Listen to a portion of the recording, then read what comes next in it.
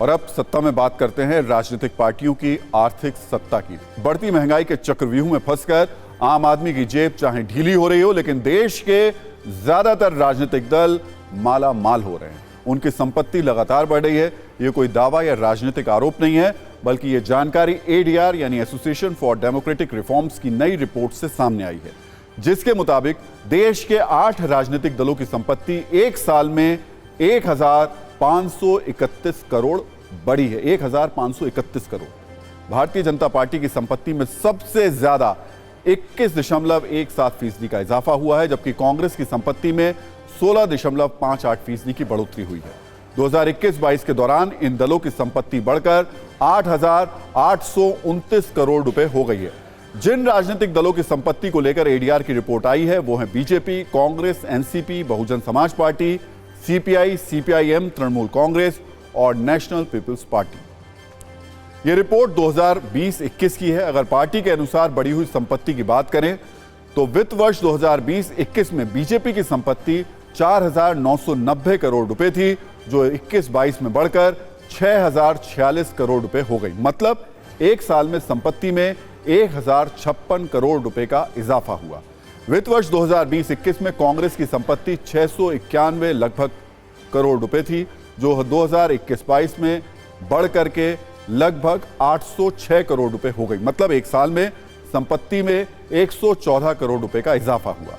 वित्त वर्ष 2020-21 में सीपीआईएम की संपत्ति लगभग 654 करोड़ रुपए थी, जो 2021-22 में बढ़कर लगभग 735 करोड़ रुपए हो गई। यानी एक साल में संपत्ति में लगभग 81 करोड़ रुपए का इजाफा हुआ।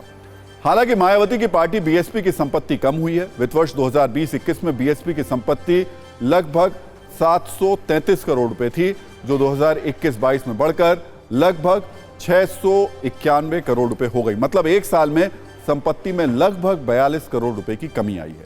इसके अलावा टीएमसी की संपत्ति में इजाफा हुआ है।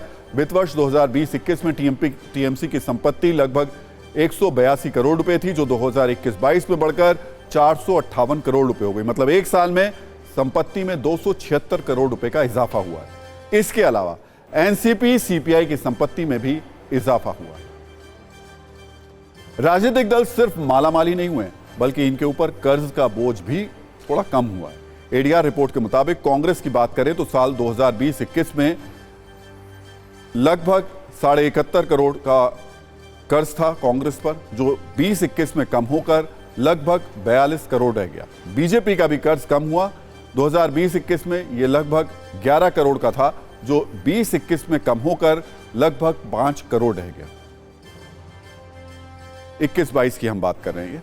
और सीपीआईएम का भी कर्ज का बोझ हल्का हुआ है। 2020-21 में यह लगभग 16 करोड़ रुपए का कर्ज था, जो 21-22 में कम होकर लगभग 12 करोड़ रह गया।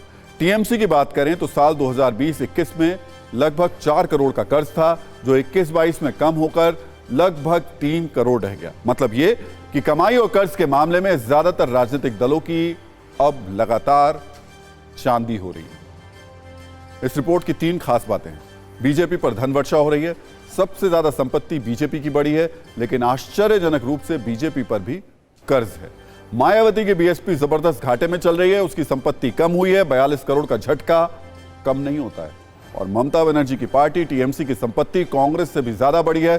संपत्ति बढ़ने के मामले में टीएमसी बीजेपी के बाद नंबर 2 पर।